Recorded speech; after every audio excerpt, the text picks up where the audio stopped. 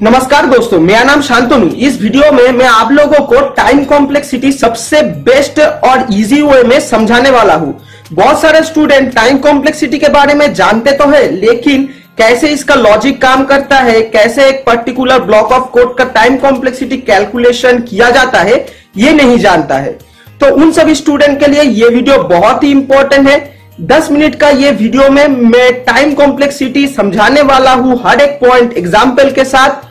और ये video completely watch करने के बाद आप लोग खुद से ही एक पर्टिकुलर ब्लॉक का टाइम कॉम्प्लेक्सिटी कैलकुलेट कर पाओगे। चलिए दोस्तों, वीडियो को शुरू करते हैं।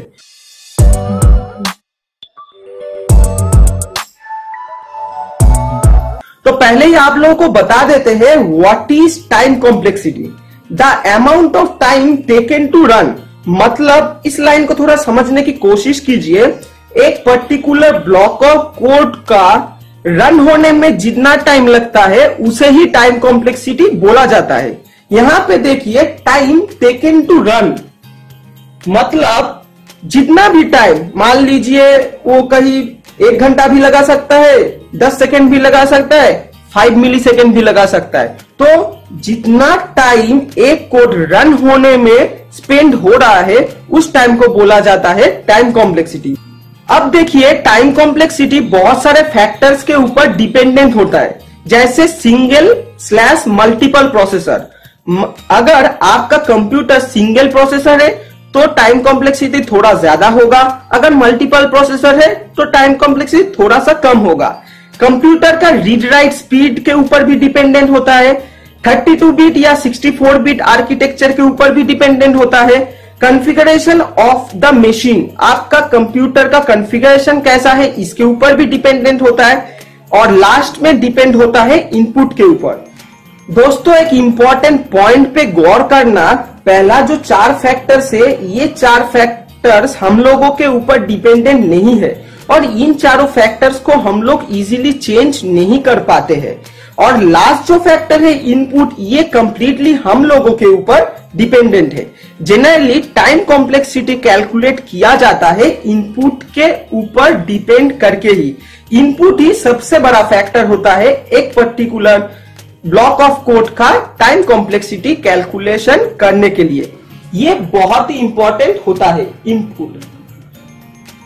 अब दोस्तों देखिए, यहां पे एक मॉडल मशीन है जिसका प्रोसेसर है single processor, 32 bit architecture, sequential execution.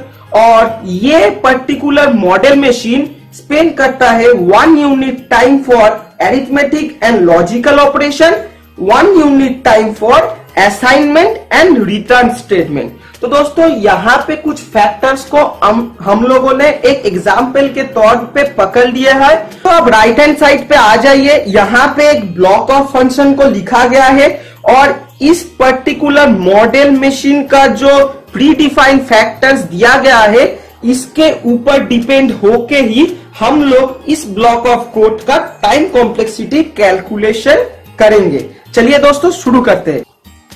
देखिए, यहाँ पे मेनली 4 लाइन्स है, तो मैं थोड़ा पॉइंट कर लेता हूं 4 लाइन्स।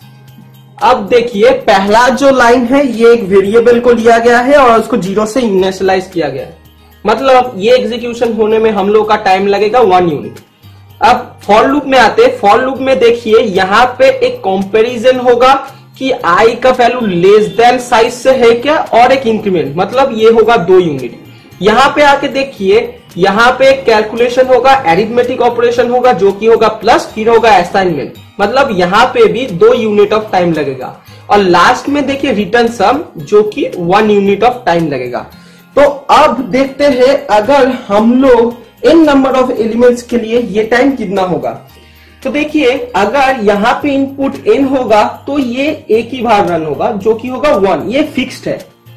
नंबर 2 लाइन जिसके अंदर एक फॉर लूप दिया गया है, इसके अंदर एक कंपैरिजन होगा, फिर एक इंक्रीमेंट होगा और ये लाइन n इनपुट के लिए रन होगा 2 × n+1 टाइम्स। अब थर्ड लाइन रन होगा, देखिए यहाँ पे एक एरिथमेटिक प्लस ऑपरेटर है और एक यहाँ पे असाइनमेंट ऑपरेटर है, मतलब कि ये रन होगा 2n टाइम्स। और ये जो रिटर्न सम है ये लाइन रन होगा 1 टाइम्स। तो टोटल टाइम कॉम्प्लेक्सिटी कैलकुलेट कर लेते हैं n के ऊपर बेस करके। तो पहला लाइन आ गया 1 plus 2 into n plus 1 plus 2n plus 1, जो कि आता है 4n प्लस 4।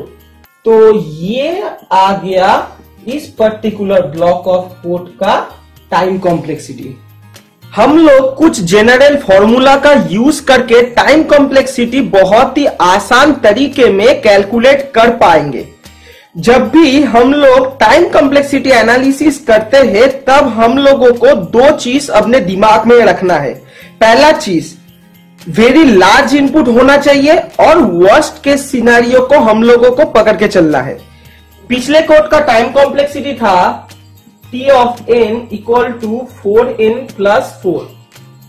अब देखिए, अगर n वेरी लार्ज इनपुट होता तब n टेंड्स टू इंफिनिटी, तब क्या होगा? देखिए यहां पे ये जो 4 पार्ट है, मतलब जो कांस्टेंट पार्ट है, वो ऑलमोस्ट इक्वल टू हो जाएगा 4n के बराबर। अब देखिए इसके बाद हम लोगों का जो रूल क्या है वो क्या कहता है? देखिए, ड्रॉप लोअर ऑर्डर टर्म्स, तो इसको ड्रॉप करना है। ड्रॉप तो हम लोग कर ही चुके हैं। ड्रॉप कांस्टेंट मल्टीप्लायर, मतलब ये भी हम लोगों को हटाना पड़ेगा। यही इक्वल टू आता है बिग O ऑफ n। अब एक सवाल आप लोगों के मन में आ रहा है कि बिग O क्या है। अब आप लोगों को थोड़ा बता देता हूं बिग O का डेफिनेशन क्या है, एकदम आसान तरीके में। देखिए, big O it is upper bound, it tells about the maximum complexity of a code। तो आप लोग देख सकते हो जो पिछला कोड था, अगर उस केस में very large number of input आ जाता है और वर्स्ट केस सिनेरियो होता है तो टाइम कॉम्प्लेक्सिटी होगा ऑर्डर ऑफ n। चलिए अब कुछ एग्जाम्पल को ट्राई कर लेते हैं। इस फ्रेगमेंट ऑफ कोड का टाइम कॉम्प्लेक्सिटी क्या होगा? Big O of 1। अब सेकेंड एग्जाम्पल पे चलते हैं, जो कि एक फॉर लूप है। इस पर्टिकुलर फ्रेगमेंट ऑफ कोड का टाइम कॉम्प्लेक्सिटी क्या होगा? बिग O ऑफ n, क्योंकि ये फॉर लूप n टाइम्स तक रन होगा। अब एक नेस्टेड फॉर लूप में चलते हैं। इस फ्रेगमेंट ऑफ कोड का टाइम कॉम्प्लेक्सिटी क्या होगा? Big O of n square, क्योंकि यहां पे दो नेस्टेड फॉर लूप है। अब दोस्तों देखिए, इस 3 फ्रेगमेंट ऑफ कोड को अगर हम लोग एक साथ पकड़ लेते हैं तो हम लोग का टोटल टाइम कॉम्प्लेक्सिटी क्या होगा? Big O of 1 plus big O of n plus big O of n square. और हम लोग अगर ये दो जनरल जो फॉर्मूला से अगर हम लोग अप्लाई कर लेते हैं तो हम लोगों का टाइम कॉम्प्लेक्सिटी निकलेगा big O of n square. मतलब कि इस जो वर्स्ट केस, मतलब जो लास्ट वाला कोड है, उसका जो टाइम कॉम्प्लेक्सिटी होगा वही होगा टोटल ब्लॉक का टाइम कॉम्प्लेक्सिटी। अब दोस्तों देखिए, इस पर्टिकुलर फ्रैगमेंट ऑफ कोड के केस में क्या हो रहा है? यहाँ पे एक फंक्शन है जिसके अंदर एक इफ कंडीशन है। अगर कंडीशन सेटिस्फाई होता है तो ये फॉर लूप में आएगा। तो इस जो इफ ब्लॉक है इसका टाइम कॉम्प्लेक्सिटी क्या होगा? इसके अंदर एक फॉर लूप है, तो इसलिए इसका टाइम कॉम्प्लेक्सिटी होगा बिग O ऑफ n। और एल्स पार्ट का क्या होगा? देखिए, एल्स पार्ट के अंदर दो नेस्टेड फॉर लूप है, तो इसका टाइम कॉम्प्लेक्सिटी होगा big O of n square. अब देखिए, हम लोग का जो जनरल फॉर्मूला है वो क्या कहता है? हम लोग को हर टाइम वर्स्ट के सिनेरियो को पकड़ के चलना है। मतलब कि हम लोग का एल्स पार्ट को पकड़ के चलना है। मतलब इस फ्रैगमेंट ऑफ कोड का टाइम कॉम्प्लेक्सिटी आ जाएगा big O of n square. अब यहाँ पे मैंने दो एग्जाम्पल को लिख लिया हूं। चलिए कैलकुलेट कर लेते हैं क्या होगा इसका टाइम कॉम्प्लेक्सिटी।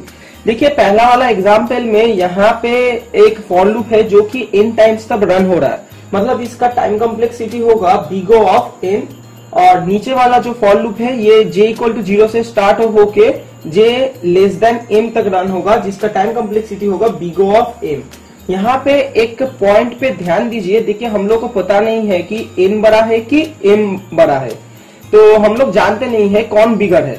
तो इस केस में हम लोगों का टाइम कॉम्प्लेक्सिटी बन जाएगा big O of n plus m।